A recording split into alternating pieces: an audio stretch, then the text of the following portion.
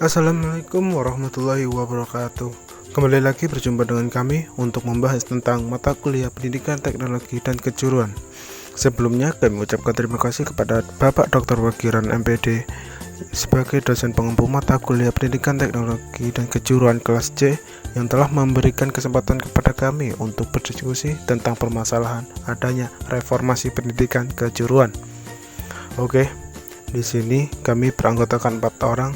Yang pertama Hersiana Wirutama dengan NIM 008, lalu ada Syahrul Ramadan dengan NIM 019, lalu ada Danang Nugraha dengan NIM 026, lalu ada Alvinur Taufik dengan NIM 026. Baik, mari kita masuk ke pembahasan ya. Pendidikan SMK di masa depan. Pendidikan kejuruan di Indonesia saat ini sedang memasuki era inovasi teknologi. Pendidikan menyesuaikan sistem pendidikan yang sesuai dunia kerja. Pendidikan kejuruan menyiapkan lulusan yang memiliki keunggulan di dunia kerja. Salah satu pendidikan kejuruan yang dikembangkan di Indonesia adalah Sekolah Menengah Kejuruan, yaitu SMK. Dirancang untuk menyiapkan lulusan yang siap memasuki dunia kerja. Lulusan SMK mampu bekerja menjadi tenaga kerja karena memiliki keterampilan vokasional tertentu sesuai dengan bidang keahliannya. Kualitas lulusan yang sesuai dengan tuntutan dunia kerja tersebut harus didasari dengan kurikulum yang dirancang dan dikembangkan dengan prinsip kebutuhan dunia kerja.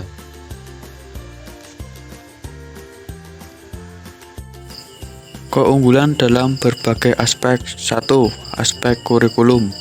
2. Aspek guru dan tenaga pendidik. 3. Aspek sarpas. 4. Aspek kerjasama. 5. Aspek siswa. Dan yang terakhir ada aspek lingkungan. Aspek kurikulum. Yang pertama, kurikulum yang dirancang dan dikembangkan harus sesuai kebutuhan kerja. 2. Kurikulum memiliki karakter yang mengarah keberhasilan tugas. 3. Pelajaran berfokus pada kompetensi. 4. Memberikan dasar yang kuat dan bekal fleksibilitas. 5. Penguasaan dalam berkomunikasi, bekerja sama, dan menggunakan informasi. 6.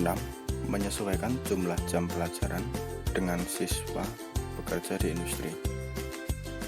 Yang terakhir, penguasaan pengetahuan, keterampilan, sikap, dan nilai-nilai di dunia kerja. Lalu, keunggulan segi aspek guru dan tenaga pendidik. Yang pertama, guru berpengalaman atau memiliki pengalaman di industri. Kedua, praktek dasar harus diajarkan secara mendasar, lalu melatih dengan cara yang benar, kemudian mengikuti prinsip belajar tuntas, dan guru mempunyai pengalaman dalam penerapan keterampilan dan pengetahuan pada operasi dan proses kerja. Aspek sarfas atau fasilitas. Ada beberapa aspek sarfas fasilitas yaitu sebagai berikut. Yang pertama, fasilitas kejuruan mutakhir untuk praktik. Yang kedua, memerlukan biaya investasi dan operasional yang lebih besar. Yang ketiga, pendidikan kejuruan didasarkan atas demand driven atau kebutuhan dunia kerja. Fasilitas kejuruan merupakan replika lingkungan bekerja, fasilitas alat dan mesin yang sama seperti yang diterapkan di tempat kerja. Aspek kerjasama. 1.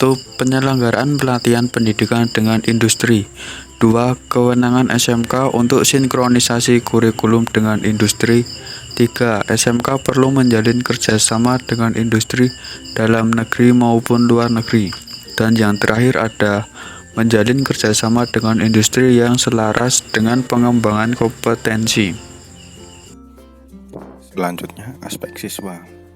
Yang pertama, siswa mengikuti dengan cara yang benar. 2. Mengikuti prinsip belajar tuntas serta diawasi guru. 3. Praktek dengan bertanggung jawab. 4. Praktek sesuai dengan lembar kerja yang diberikan.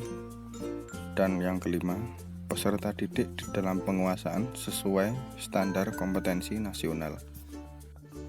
aspek lingkungan. Adapun pula beberapa aspek lingkungan yang harus diperhatikan. Yang pertama, pendidikan kejuruan dilakukan di sekolah saja dan dunia kerja. Yang kedua, pendidikan melibatkan pihak-pihak lingkungan luar. Yang ketiga, pendidikan kejuruan memerlukan biaya tertentu.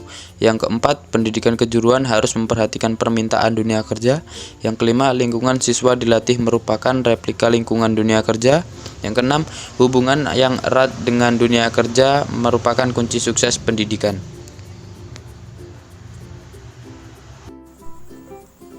Ya, itulah hasil diskusi dari kami. Mohon maaf jika ada kesalahan dalam penyampaian presentasi yang telah kami sampaikan. Saran dan kritik akan kami terima dengan baik. Wassalamualaikum warahmatullahi wabarakatuh.